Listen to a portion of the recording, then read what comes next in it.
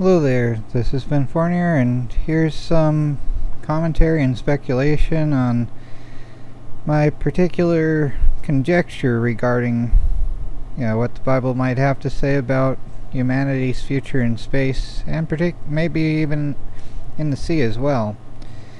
Like, up here, it does have, this would also be the same word, Oranos, for heaven, and yet this would be more particularly heaven, in which this war would be. And yet here we have, therefore rejoice ye heavens, and ye that dwell in them. I mean, that could just be the angels, and it could just be heaven.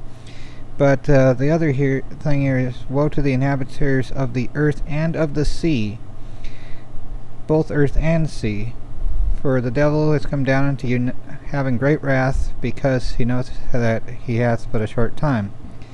So when the devil has a short time, it's going to be there's inhabitants of both the earth and the sea.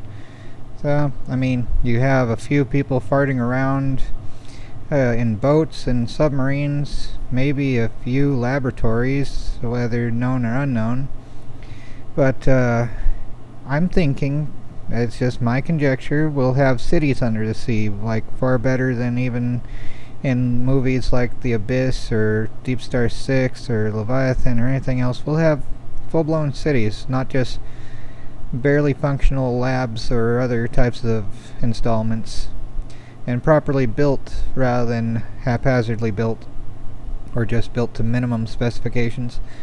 And this rejoice ye heavens and ye that dwell in them, I think that's going to be humanity rather than angels or speculative aliens or whatever else. This is all going to be humans at that time, when there's a short time there.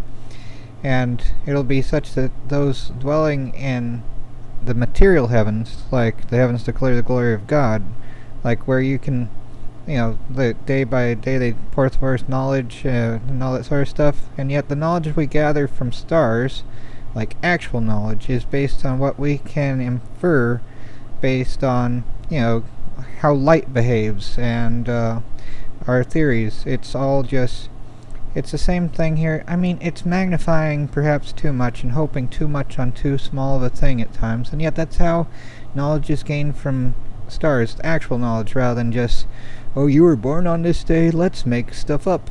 No.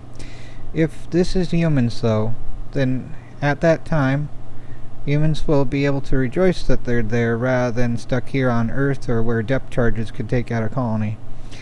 So, at the very least, the humans of that time would be at least far enough away or otherwise out of reach of the tyrannical system of Earth that would be in Revelation 13, where the beast out of the sea makes an allegiance with the other beast here, and you have the number there in 13:18. But but I'm thinking at that time humanity will have colonies in the sea and in space, and maybe either be far enough away from Earth that they'd be out of reach, or militarily superior to the forces of Earth. Like, say Mars is colonized, you could build ships on the surface that could outmatch anything you could ship up from Earth's surface. 25 times the mass per fuel type of thing. You could build battleships and launch them right from the surface, versus building things in orbit or with an orbital ring, which I think an orbital ring's the best idea for making a shipyard and launching, tens of thousands of missions each day rather than just a few handful that are riskier. But either way, you have way more that could be done before the very, very end. I mean, we're all just hoping for it to be over already and looking for, is this the Antichrist? Is that this seal? Is that this? I mean, and I think the seals before here are like a synopsis of some events, and this is more of an in-depth thing. Like, I should probably go through Revelation and whatnot more thoroughly, but this verse has always stood out to me because it just seems like that would be so cool. It's not going to be a Star Trek future with all these alien type things probably I don't know. I mean, there's angels, but they're probably, in their own dimension type thing. Space itself, if humanity had passed the test in Genesis 3, there'd be no death, even within this heavens and earth before it's rolled up. So eventually Earth would fill, and murder is evil. Thou shalt not murder. So the only proper solution to overpopulation is spreading out into space, and space is practically limitless.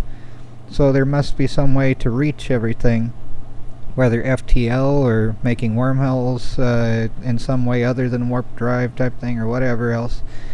There's got to be some method that it's possible to do that, and we could get there, and we could bring life everywhere, and hopefully not tyranny as well, although human nature does tend toward that, it seems. Control freaks and whatnot will be everywhere, but the more space you spread out into and the more order you put everywhere, the less that tyrants can control, because say it's like having multiple nations rather than just one big horrible nation. You can always get elsewhere. But when it's all just one world under the banner of one evil jerk, then it's like this joy in chapter 13, the next chapter. But before that is this, and that's what I think will happen, is humanity hopefully will be who's out here and able to rejoice. And there's other verses that are also misused by idiots that somehow worship aliens that they don't even know exist. Like this one here that Jesus said about the actual end, and we don't know what the day or hour will be, but around that time it's like he shall send his angels and gather together his elect from the four winds, from the uttermost part of the earth to the uttermost part of heaven. And there's a similar verse in Deuteronomy 30 verse 4 that says the uttermost part of heaven thing, and although it's in Hebrew with Shamaim, like the waters above, basically, I guess. But that's how that goes there. But yeah. So it and this verse always anyone see like dark matters in the outer limits? This is what that episode makes me think of that verse, this verse here. But either way, it could always just mean, way far away on Earth, and that's what commentators often go with, because it's probably safer to say that rather than say, heaven, like the material heavens, rather than that. But yeah, I mean, it's just wishful thinking and hope in the one speculative conjecture line, but it would be cool if this were actually referring to the material heavens and those who dwell being humans rather than just angels. Or if it's just heaven, then it's like, okay, it's like Plato's statement, only the dead have seen the end of war. Whoop-de-doo for them. So yay for everyone that's not there.